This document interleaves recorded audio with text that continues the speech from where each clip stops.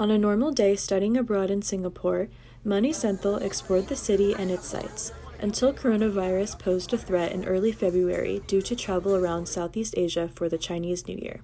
It was kind of the perfect week for the virus to hit because there was such a larger influx of people. It's like spring break, how spring break was for the US. He explains how Singapore handled the situation. The model was take extreme measures, and it's better to overdo it than underdo it. So there was a lot of testing, a lot of contact tracing. Our airports were like from January, from when it happened in Wuhan, not even the first case that appeared in Singapore. There was temperature checks in every single like entry point at the airport, whether you're going in, whether you're transferring, whatever it was. There was temperature checks at every single time I hit the airport. My temperature was being scanned. Your temperature is scanned like in and around shops in the city. We were mandated by NUS to submit our temperature to a portal twice a day.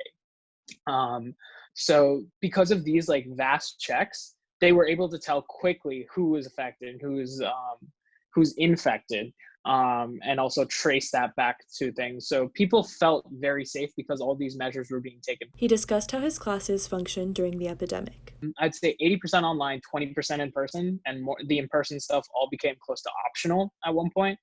And that was in February. So we had been dealing with this since like early February. Like I said, Corona hit a lot earlier.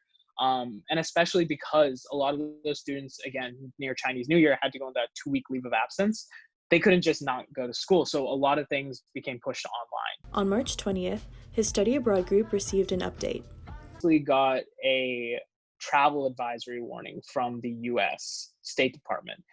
They had moved to a level 4 travel advisory warning, which basically said, hey, if you want to stay abroad, that's fine, but do understand that you have to have the ability to stay abroad indefinitely. And I think that spooked a lot of people.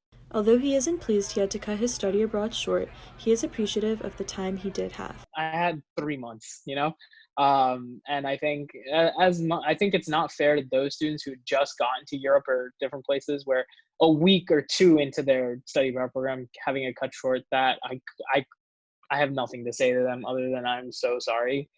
Like I personally, I'm kind of happy with the time I got. I got to travel a lot. I got to really understand the culture. We finally started to feel like immersed, wherein it wasn't, oh, I'm going back to the dorm at NUS. It's I'm going back home. We finally had friend groups kind of settled in. Like everybody had really like found their people. And then a week or 2 later, it was kind of like it felt like that's where our journeys was really starting. For students who need to contact the university, Mani recommends the UNC COVID-19 Student Care Hub, through which he was able to get reimbursed for his flight home. In Raleigh, I'm Marina Leah, Carolina Week.